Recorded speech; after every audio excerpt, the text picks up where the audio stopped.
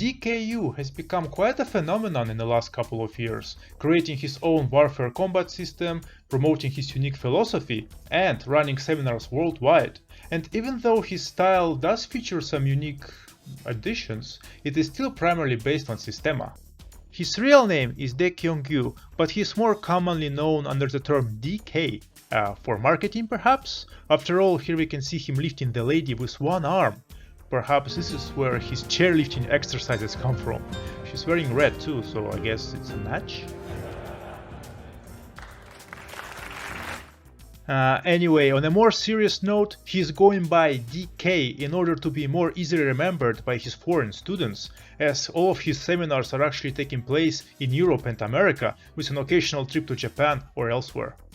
Surprisingly, in his native country, South Korea, he is rather disliked and is often criticized and ridiculed for fraudulent claims, unproved fighting prowess, and showcasing same tricks over and over again.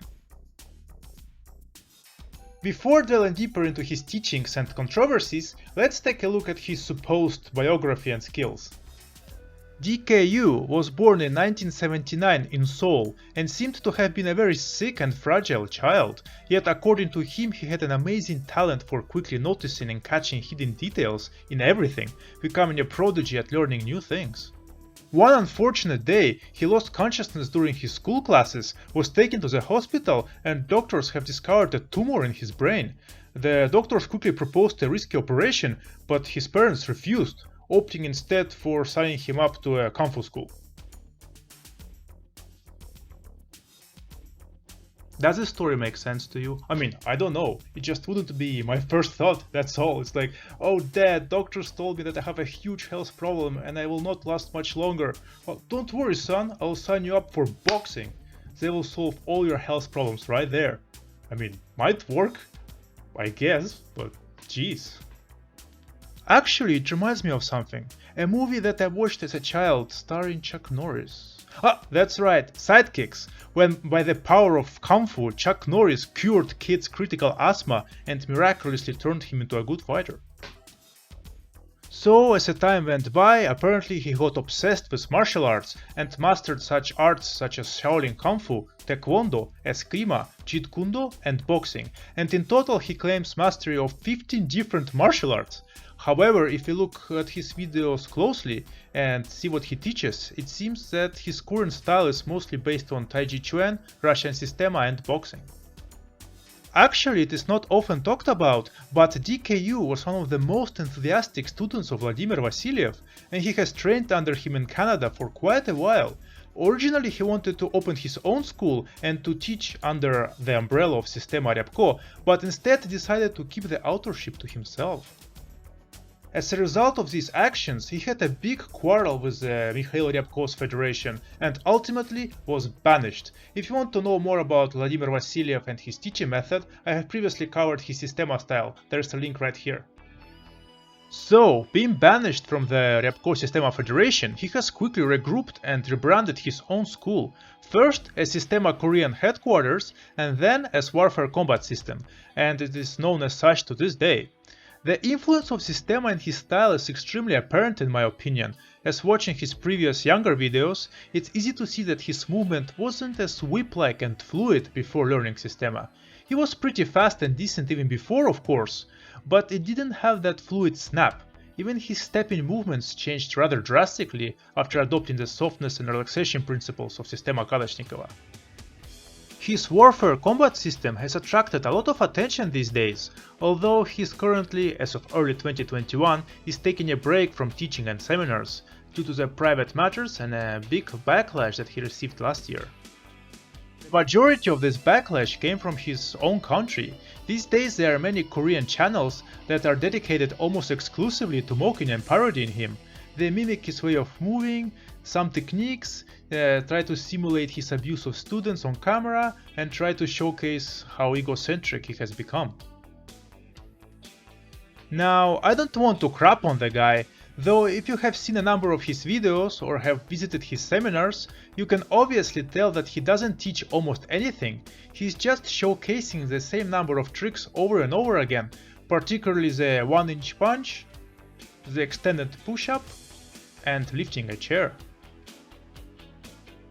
And his 1 and 0-inch punch demos are particularly questionable, since he purposely places people with straight position with their legs width apart. If they try to take a route, he automatically tells them to stand straight. 0-inch punch. Yes? Yeah. Jelly punch? Yes. Okay. Relax. Je suis un gamin. I can hit. Yes. I don't have distance, but I can hit. Don't push. I stay like that or Yes. in stance? It is better. Just here. Needless to say that you don't need much power to push a person over if he stands like that and lets you punch them, right? Even a simple push would make a person fall over. It's just physics. Regarding his lifestyle, he says that he sleeps only 4 hours a day or less, and is getting the remaining energy from his Zhangzuan type of practice, which he calls Chamjiangong. And from what I understand from my background, it seems to be some kind of exercise to generate Fajin, the explosive power using the body mechanics, rooting and relaxation, strikingly similar to Taiji Chuan and Bagua. And from what I have seen, they actually make sense, and they do indeed work, provided that you could reach that appropriate level of neuromuscular relaxation during a fight, which is a feat in itself. Speaking more about his teaching method, in Korea he's always giving classes only one-on-one and never large groups, maybe because he does not have that many followers there, or it's his own personal preference. Who knows? The only exception being when he's running the foreign seminars, where he usually accepts very large groups of people. So even though he's keeping a relatively low profile in his home country, 2 of his biggest controversies back home are his supposedly exaggerated or fake biography and his claim of teaching Korean military special forces, which simply was not the case. It seems like a few special forces members were spectating one of his seminars, and apparently it was enough reason for him to advertise himself as something along the lines of being an instructor of elite Korean special forces, which was completely fabricated. And although initially it did give him a huge popularity and authority boost abroad, it absolutely decimated his reputation back home in Korea. But even after knowing all that, in my opinion, he's still a great and a very skilled martial artist, not a professional fighter by any means, but to be honest, he never claimed to be. His strikes are snappy, his combinations are unpredictable, and his movements are fluid and soft. Almost no unnecessary movements whatsoever in his style, and he most likely can wreck around 90% of people who criticize him. So, does he deserve all the hate that he's currently getting? Hell no! Unfortunately, he fell victim to what most of us are not immune to: excessive pride and ego.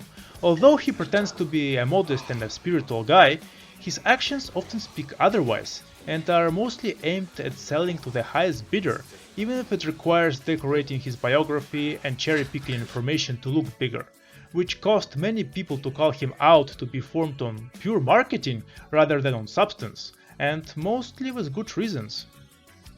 So, have you ever tried the Systema of DK Yoo? What do you think about its practicality in regards to other types of Systema? What do you think about its snappy moves and speed, and about the Chamjiangong or Zhangzuan practice that he implements? Kindly let me know in the comments below. Next, we'll have a Bullshido episode, so until then, remember to stay strong, stay healthy, and to never neglect knowledge. Peace out!